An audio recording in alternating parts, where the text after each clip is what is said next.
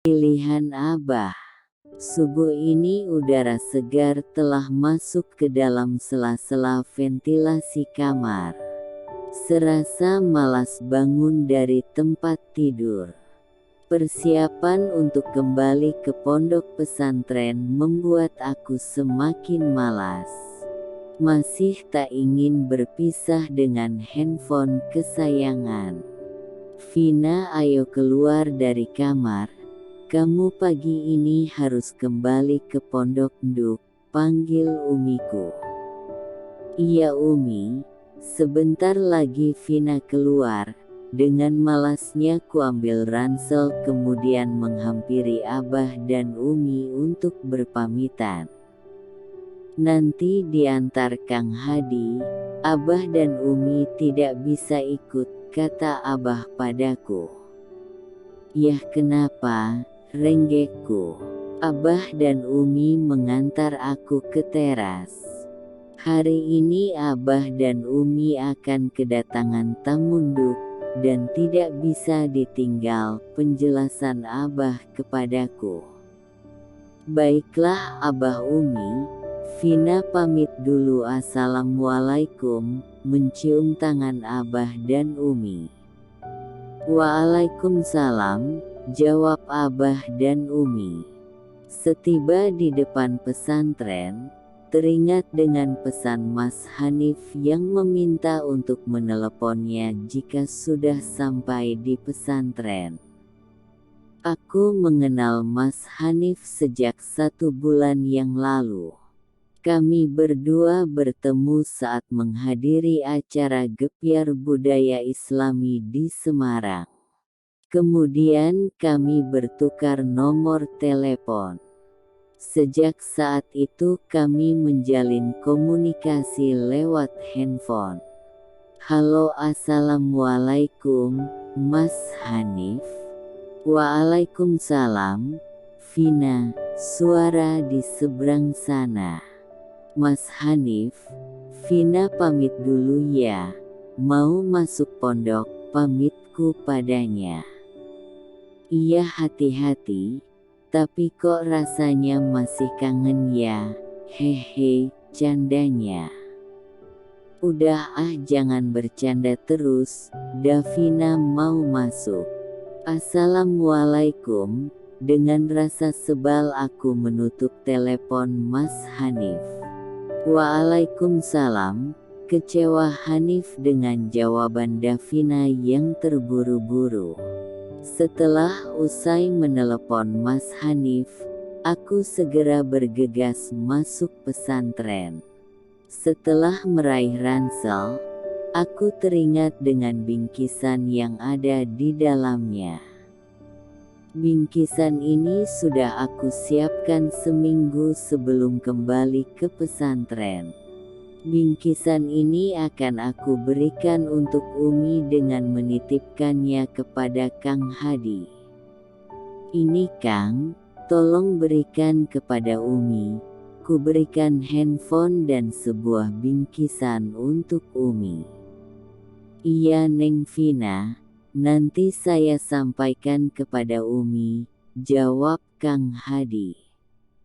Iya terima kasih Kang. Vina masuk dulu. Malam ini serasa sulit untuk memejamkan mata, masih teringat dengan gurauan Mas Hanif tadi siang. Di sisi lain aku masih bertanya-tanya, apa mungkin ini yang dinamakan dengan tidak, mikir apa aku ini. Mas Hanif saja tidak memikirkanku, toh mungkin dia sudah mempunyai seseorang yang khusus di hatinya. Tadi siang juga hanya gurauan. Di seberang sana Hanif selalu menunggu kepulangan Davina. Dia bingung bagaimana caranya untuk mengutarakan isi hatinya kepada Davina. Sedangkan Davina tidak ingin menjalin hubungan resmi.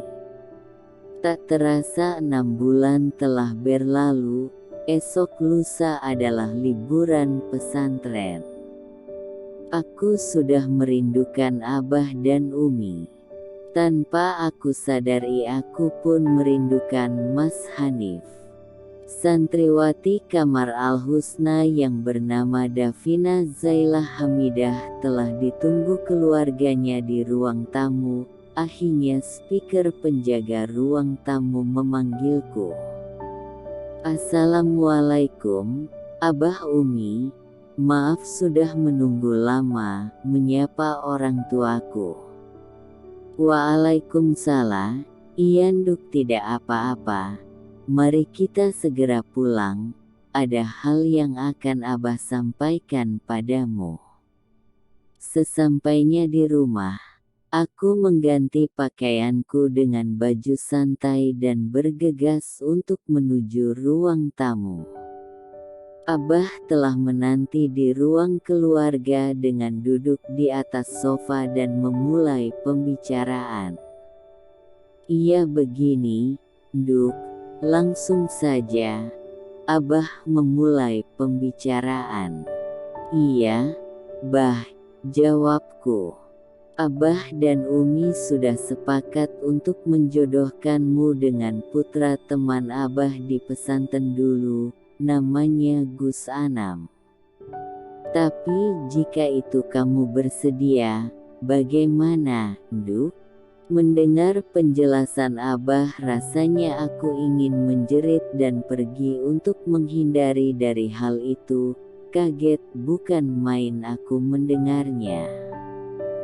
Sebelumnya Vina minta maaf Bah. Jikalau diizinkan haruskan Vina menjawabnya sekarang.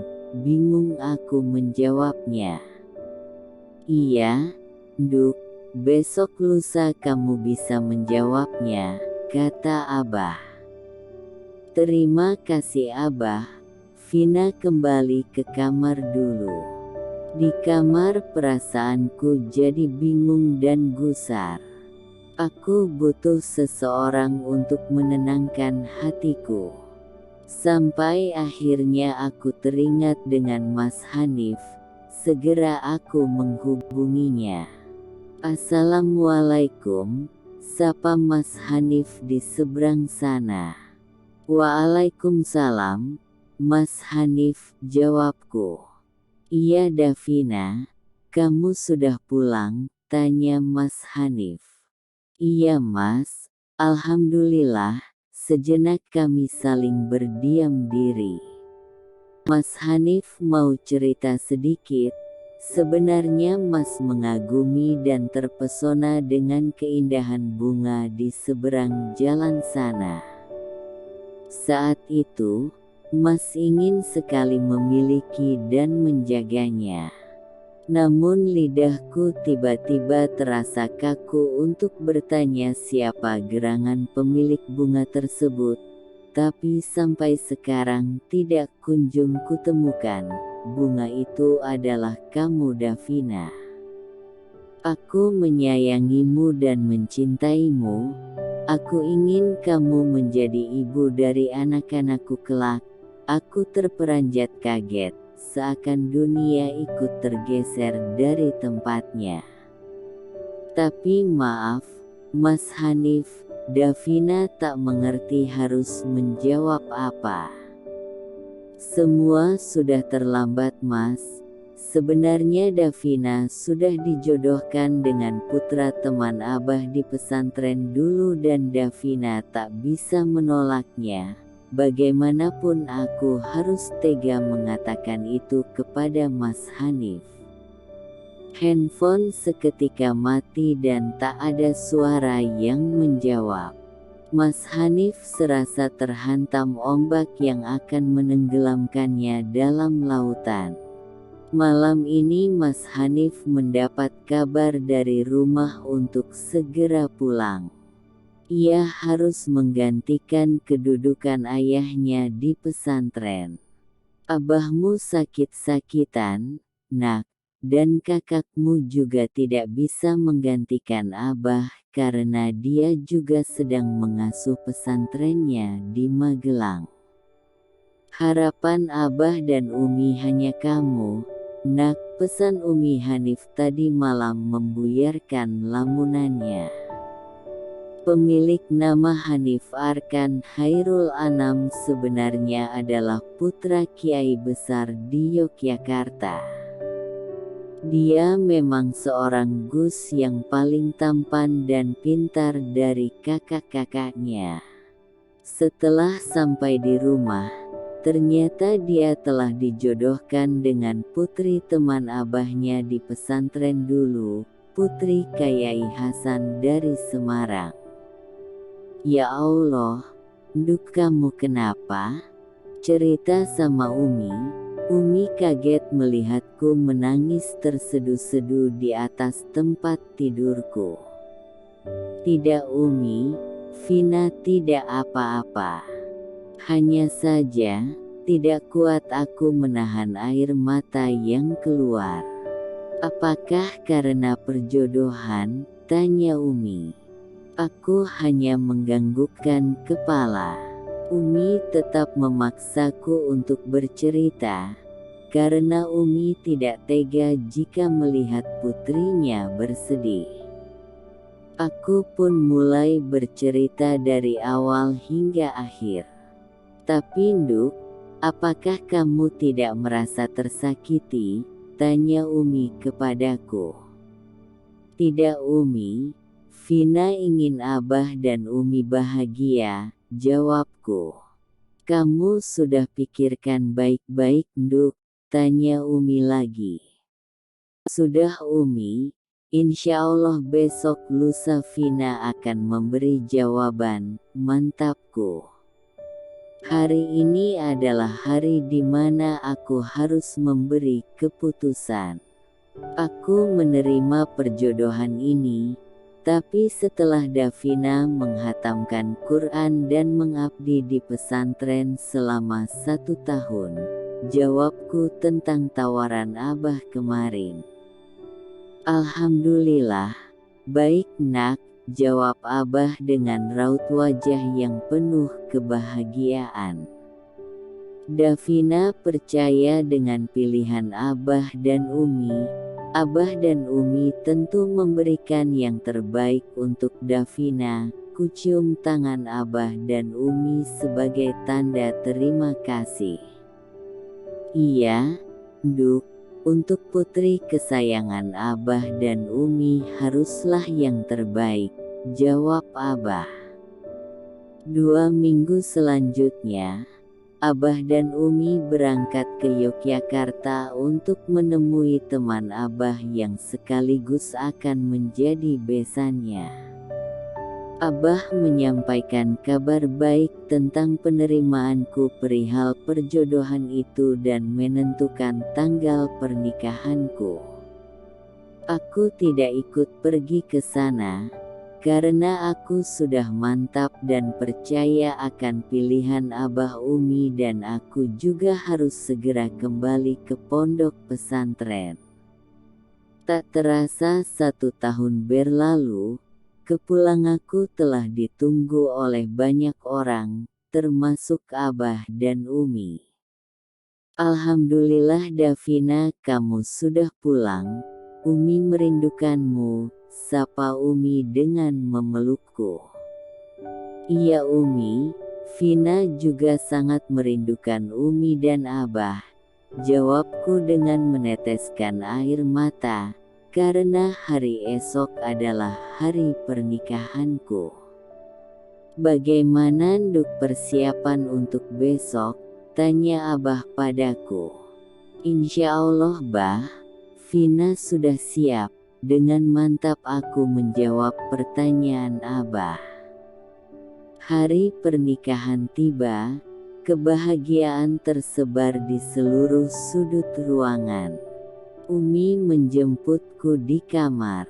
Davina, pengantin putra sudah datang Nak, mari kita keluar, panggil Umi. Baik, Mi. Dengan senyum aku membalas pertanyaan Umi. Para tamu undangan dan keluarga calon suamiku seakan terperangah dengan kedatanganku. tanggalkan senyum terbaikku kepada mereka. Tapi mengapa aku tak melihat calon suamiku dan hanya calon mertuaku yang ada di tempat akad nikah dimulai? Aku melihat calon suamiku dari kejauhan. Aku benar-benar tak berani untuk menatap wajahnya. Saat ku dengar dia mengucap basmalah, terperanjat kaget dan ingin aku memandang wajahnya saat dia mengucapkan namaku. Davina Zailah Hamidah. Dia terhenti sejenak dan kami saling pandang. Tetes air mataku semakin deras, bukan artinya kesedihanku bertambah, tapi kebahagiaan yang sangat mendalam kurasa. Selama ini Gus Anam adalah Mas Hanif. Selesai.